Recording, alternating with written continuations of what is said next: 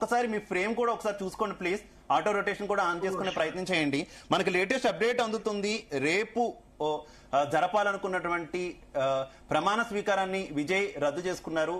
ఆదేశాలు వచ్చేంత వరకు, తదుపరి ఆదేశాలు వచ్చేంత వరకు కూడా ఎమ్మెల్యేలంతా కూడా రిసార్ట్ లోనే ఉండాలంటూ కూడా టీవీకే పాటించి ఆదేశాలు వెళ్లినటువంటి పరిస్థితి.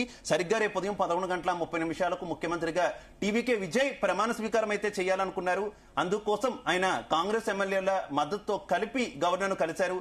కాకపోతే గవర్నర్ మాత్రం పూర్తి మెజారిటీ 112 మాత్రమే ఇప్పుడు మెజార్టీ వచ్చింది. పూర్తి మెజార్టీ సాధించిన తర్వాత తదుపరి రావాలంటూ కూడా ఆదేశించినటువంటి నేపథ్యంలో అఫీషియల్ గా ప్రస్తుతం ముఖ్యమంత్రిగా ఆయన ప్రమాణ స్వీకారాన్ని అయితే రద్దు చేసుకున్నటువంటి పరిస్థితి. టీవీకే నుంచి ఈ అఫీషియల్ నోట్ అయితే వచ్చింది. పాపారావు గారు ఇండియా కూటమి భవిష్యత్తు ఏంటి? ఇండియా కూటమి ప్రస్తుతం ఈ ఎన్నికల ఫలితాల తర్వాత ఎలా ఉంది అంటే మీరు ఏం చెప్తారు పాపారావు గారు? ఒకటి సార్, ఇక్కడ ఇండియా కూటమి భవిష్యత్ అనేది రాహుల్ గాంధీ.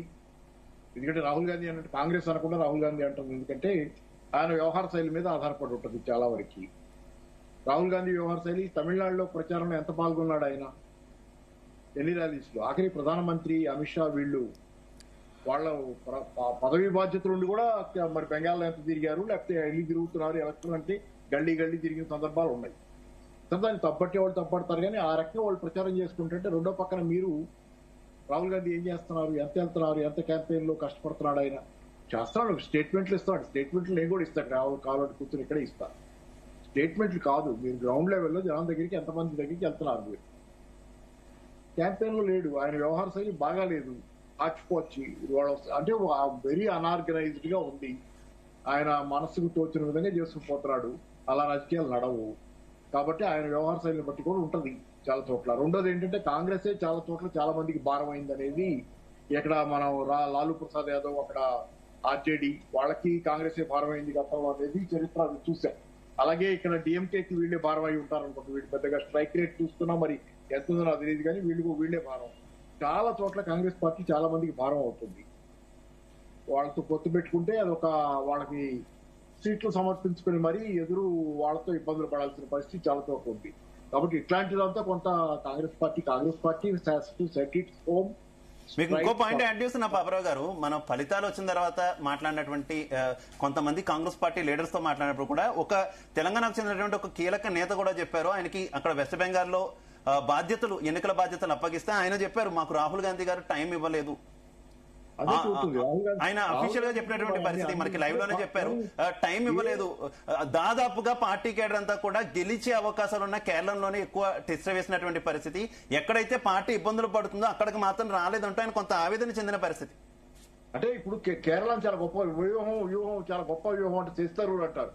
తెస్తరూరుకి అంతేం తెలుస్తుంది, అక్కడ వ్యూహం ఏముంది.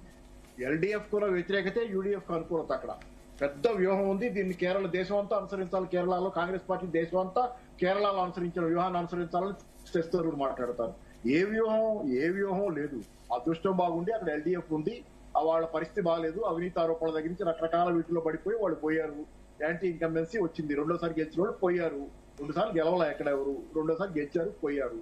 అది గాలివాటిగా వచ్చిన అధికారాన్ని ఏదో పెద్ద వ్యూహం అని చెప్పి మాట్లాడుతుంది. ఒక పెద్ద పార్టీ ఏదో ఒక వ్యూహం అని మాట్లాడితే నేను చెప్తున్నా, మీరు చెప్పారు కదా కాంగ్రెస్ నాయకులే చెబుతున్నారు వాళ్ళ అనుభవాలు.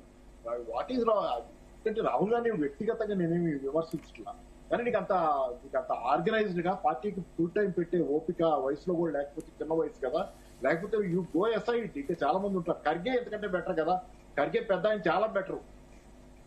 ఆయన వల్లే ఉండుంటారు ఆ మాత్రం నిలబడింది ఇప్పటికైనా నేను అనుకుంటుంది. ఆయన పెట్టుకున్న తర్వాత కాస్తే that is not a party at all. అదే డిన్నర్ పార్టీ వ్యవహారంగా నడుస్తుంది. That is not a party. ముందు కాంగ్రెస్ పార్టీ తన ఇంటిని చక్కబెట్టుకుంటే ఆ తర్వాత మిగతాది బాగుపడుద్ది. వాళ్ళు బహుశా సంతోషిస్తున్నారేమో, మమతా బెనర్జీ ఓడిపోబట్టే మళ్ళీ మా దగ్గరికి వచ్చింది, ఇండియా కూటమిని స్ట్రెంత్ చేస్తానంటుంది, టీఎంకే ఓడిపోయింది కాబట్టి మళ్ళీ మా చుట్టూ తిరుగుద్ది. ఇలా మా చుట్టూ ఉన్న మిత్రులంతా ఓడిపోయేటట్లయితే వాళ్ళంతా వీక్ అయితే మేమే బలంగా ఉంటాం. మేము బలపడటం కాదు, మా మిత్రులంతా ఓడిపోయి బలహీన పడితే మేమే బలవంతులం మధ్యలో.